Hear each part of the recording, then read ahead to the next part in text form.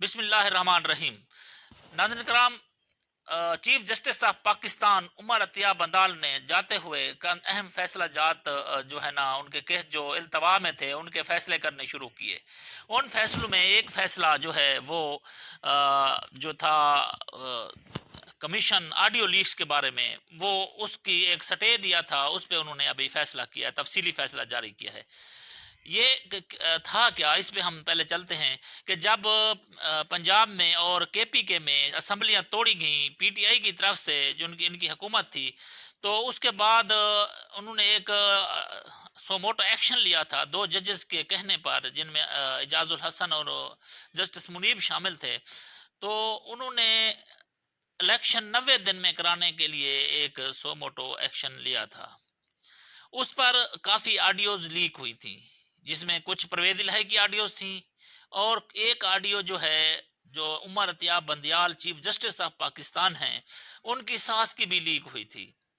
جس میں وہ یہ کہہ رہی تھی کہ کوئی لاکھوں افراد تھے جس میں ہم عمران خان کے لیے دعا وغیرہ کرتے ہیں، جس پر اس وقت کی موجودہ حکومت جو پی ڈی ایم کی تھی انہوں نے بہت واویلا کیا۔ وزراء نے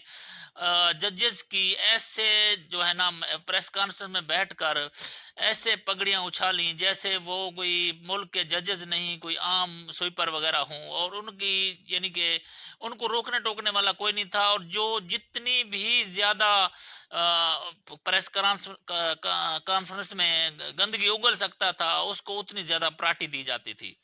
اس وقت انہوں نے جو ہے نا وہ ساس انصاف ساس کے لیے، سوری یہ انصاف ساس کے لیے کا ایک جو ہے نا ہیش ٹیگ بھی چلا دیا تھا، اور یہ تقریباً جو ہے بدماشی کی اور گندگی کی ایک سسٹم چل نکلا تھا۔ تو جس پر حکومت نے جو ہی آڈیو لیکس آئی تھی ان کو فوراً تسلیم کیا، اور تسلیم کرنے بلکہ ان کی فرانزک بھی نہیں کرائی، ان کی تصدیق بھی نہیں گئے، تصدیق کرنے کے بعد فوراً انہوں نے ایک جوڈیشل کمیشن بنا دیا قاضی جسٹس قاضی فیض عیسیٰ صاحب کی سربراہی میں، اور جو ہے نا انہوں نے اس آڈیو لیکس کو جو ہے نا وہ ان کو جو ہے نا جوڈیشل کمیشن میں جو اس کے آڈیو لیکس کے ممبران تھے ان کو شامل کرنے کے لیے جو ہے نا وہ انہوں نے نوٹس بھی جاری کر دیے، جس پر لوگ بھی جو ہے نا کافی وکلا حضرات سپریم کورٹ میں اس کے آرڈر کے خلاف چلے گئے جو جوڈیشل کمیشن بنایا تھا حکومت نے۔ تو اس پر جسٹس عمر عطیہ بندیال نے ایک جو ہے نا سٹے دے دیا تھا، اور اس سٹے پہ جو ابھی تک وہ سٹے پہ چل رہا تھا، تو اس کا انہوں نے آج فیصلہ کیا ہے، جس میں انہوں نے یہ تمام حقائق جو ہم نے پہلے بیان کی ہیں، جس میں انہوں نے کہا کہ یہ معاملہ اس وقت شروع ہوا جب اسمبلیاں توڑی گئیں، اور اسمبلیوں کو حکومت کو 90 دن میں الیکشن کرنے کے لیے جو ہے سپریم کورٹ آف پاکستان نے سو موٹو ایکشن لیا، اور اس پر پوری حکومت آگ بگولا ہوگی، بلکہ حکومت کے جتنے بھی بھانڈ یا میراثی یا جو بھی وزیر وزراء تھے انہوں نے ان کے پیچھے لگا دیے، جو موجودہ حکومت پی ڈی ایم تھی۔ تو انہوں نے جو ہے نا چیف جسٹس اور جو ہے دوسرے ججز سبان تھے ان پر ذاتی حملے شروع کر دیے، ان پر گندگی اچھالنا شروع کر دی جو ان کے ذہن میں ہوتا تھا، تو انہوں نے وہ تمام سسٹم ان کے ساتھ کرنا شروع کر دیا۔ تو اس پر ابھی تفصیلی فیصلہ آیا ہے، جس میں انہوں نے کہا کہ ان جو حکومت تھی وہ آئین اور قانون کے مطابق 90 دن میں الیکشن کرانے کی بجائے ججز پر چڑھ دوڑی۔ انہوں نے ججز کے خلاف مختلف وزراء سے پریس کانفرنسیں کرائیں، اور جو جتنی